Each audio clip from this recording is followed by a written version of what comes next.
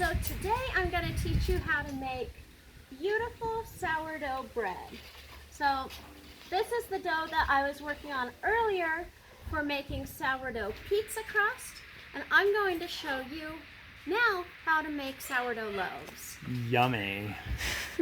So I used to make bread all the time, but then I found out that my husband's gluten-free and can't eat bread, but then we found out he can eat sourdough bread, so that's really good news. Except that the husband is doing keto, so I'm not doing much carbs. Okay, so now he's doing keto, but we're still enjoying all this beautiful sourdough bread, and he still sneaks it. Every time I make the sourdough bread, he eats it anyway. So what we're going to do is we are going to do sourdough bread with 4 ingredients. If you count water, it's actually 5 ingredients. Now, let me show you what ingredients I have. This is my sourdough starter. I got it from a friend about 2 weeks ago, and I've been keeping it alive. It's amazing.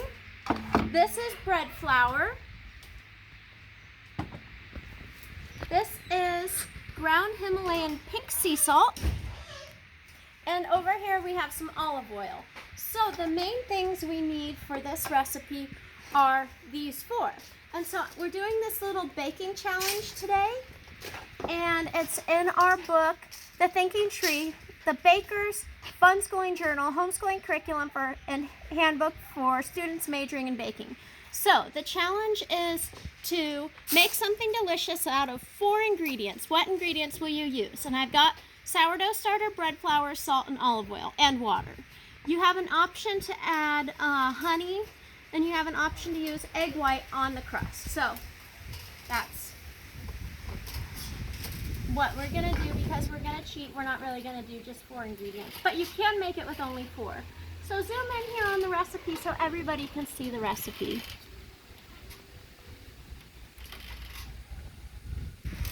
Okay.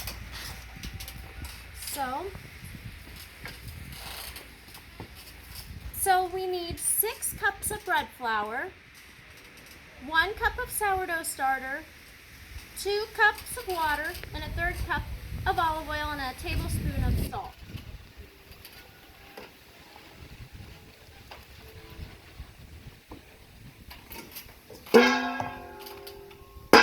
All right, 6 cups of flour.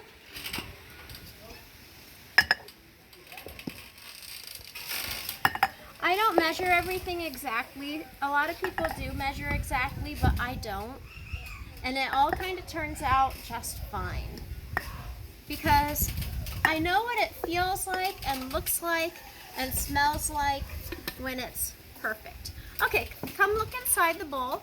So then I make a little hole in there, and I'm going to add the 2 cups of flour.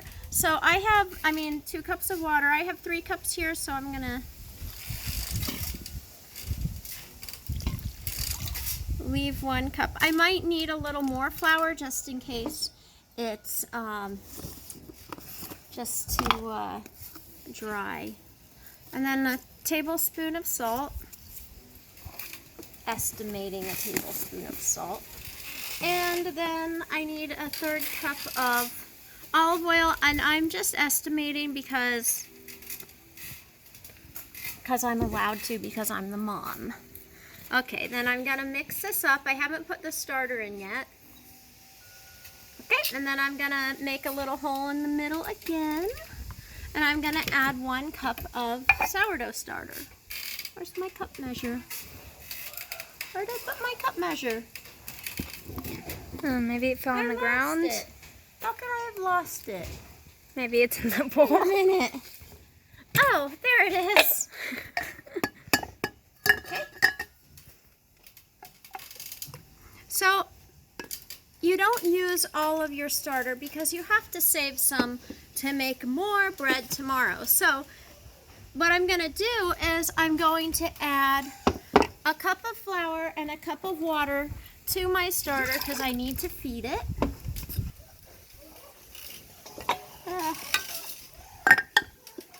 Yeah, I did that. So, and I'll stir that later. Set it aside for now. Okay, now we're gonna mix everything together until it feels like the perfect dough. So, I've been making bread since I was like 14 years old. My parents got a bread machine, and it was my job to make the bread using the bread machine every day. And when I was 14, I started homeschooling, and I was really into baking. I was especially into baking bread, lemon bars, cinnamon rolls, pie, but mostly bread. I made croissants, I made French bread, I made all kinds of bread, but I quit making bread when my bread started giving my husband migraines. And then I learned that he can eat sourdough bread. And now I realize he's doing the keto. But it's okay because I have 14 children living in this house who are all very happy to eat the bread I make every day. So this is too sticky, and that means I need to add more flour. Now come and look at this dough. So I'm going to knead this dough for like 7 to 10 minutes, and it's gonna get really boring really fast, you just sitting here watching me knead this dough. So instead of letting it get boring for you, what I'll do is I'll tell you my life story. Would that make it more interesting? Now I need to set the timer. So I'm going to set the timer for 7 minutes. Some people like to knead their dough longer and some people less. And 7 minutes seems about perfect to me. So scoot back and let's tell the story.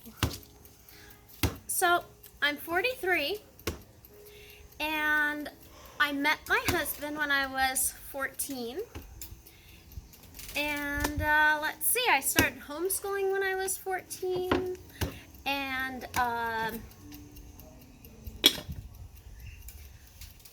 my little sister started homeschooling because she was sick and had asthma, and it wasn't a good idea for her to go to school because she kept having asthma attacks. And so then after she'd been homeschooling for a semester, I asked my parents if I could homeschool too.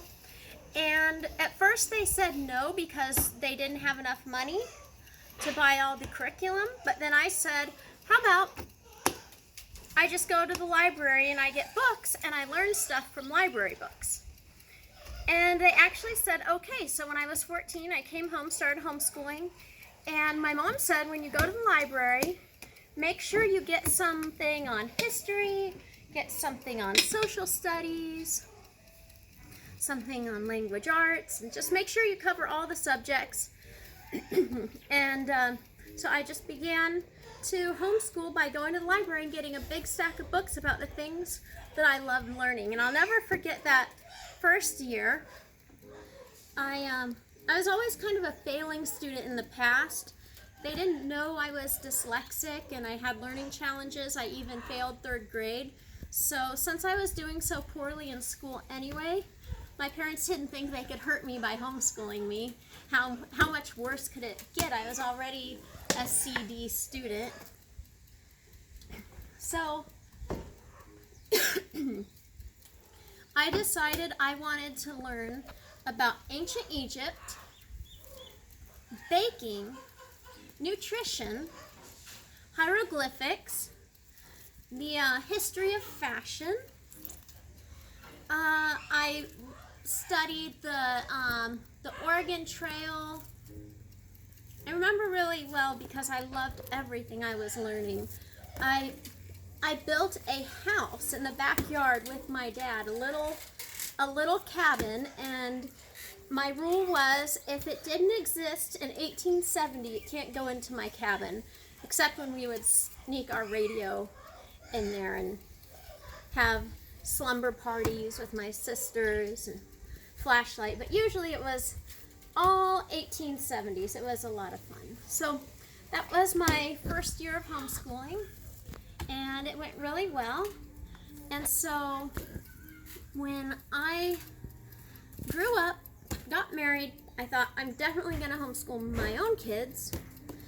And when I did, I had no idea what to do, so I started researching all different homeschooling methods. I bought so many books, and I tried so many different methods. Classical education, Montessori, Charlotte Mason, unschooling, delight-directed learning. I even tried a little bit of like Abeka and Saxon and Time for Learning, but what the kids loved the most was delight-directed learning with kind of a Charlotte Mason kind of twist to it. But I had a baby, then I had another baby, and then I had another baby, and in my 20s, I had 5 babies, and then I loved being a mom so much, I decided I was going to have some more babies. So I had 5 more babies in my 30s, and around the time the 10th one came, I realized that it's really hard to organize everybody's education every day. So what I did was I decided to make something called a fun schooling journal. And I had this idea inspired by how I used to do my homeschooling with library books when I was a teenager. And so the whole idea was we would make a homeschooling journal, and this is an example of one of our fun schooling journals right here. And the child would have the opportunity to choose topics that they love, and the whole idea is to organize their curriculum and their daily plan around their dreams, their passions, their interests, what they want to be when they grow up. I'm talking too much. And so what I did was I had the kids, I made these journals, and I had the kids each pick what they were interested in, and then either go to the bookshelf or go to the library or go on Amazon and get like 8 books on those topics.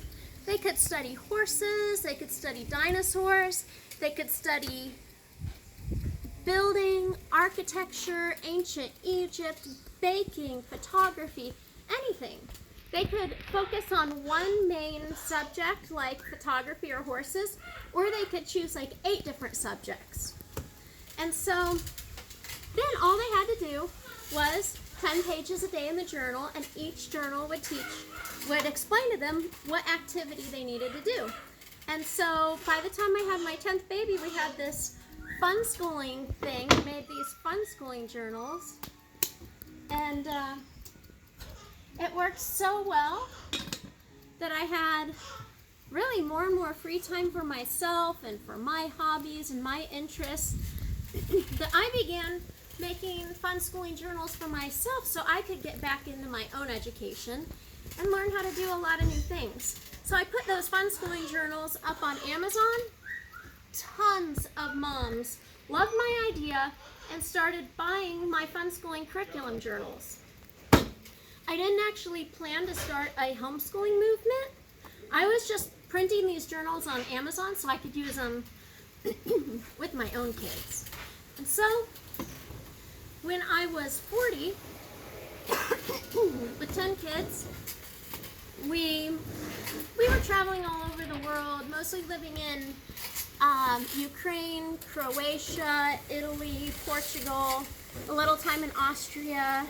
And then we went to Ukraine to live there and to volunteer in orphanages. And I met these 5 precious, adorable, amazing kids. And I just knew that even though we have 10 kids, we can make room for 5 more. And at first, my husband was like, no way, we can't handle 5 more kids.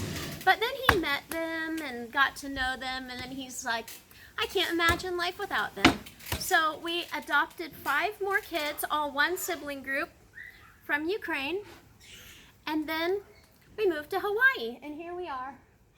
So I guess I have 4 kids now who are adults, and 2 live in Europe. 1 is married, and 2 of our adult daughters live at home. One's a photographer, does a lot of work here on the island, and the other one writes musicals, and she's back and forth to like New York and LA and stuff all the time. And I think that was 7 minutes.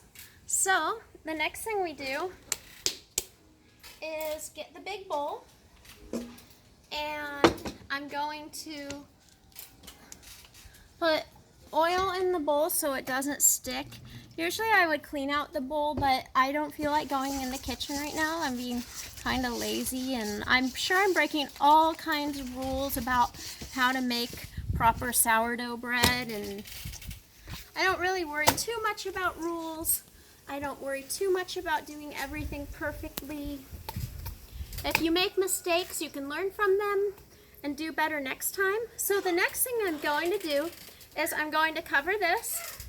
I'm going to take it to a place that's a little bit more warm, like in the kitchen. And I'm going to let the dough rise until it's doubled in size. So it's going to grow to be about doubled in size if I did everything right, if I didn't make any stupid mistakes. And usually it turns out fine because it just does. It doesn't always turn out the same. Some people, their special recipe turns out the same every time, but I was trying to make this recipe with only 4 ingredients because that was a baking challenge. So we're gonna find out what it's like with 4 ingredients. This other one that I'm using for pizza later, it has honey in it too, and the honey makes it grow faster. And today, I'm going to make homemade mozzarella cheese and homemade ricotta. And I haven't ever done it before except for like 10 years ago, so I'm not gonna make a video of that, but if it goes well, I'll do it again. So, this is part 1, and later when I finish the process of making this bread, I'll share with you what we do next.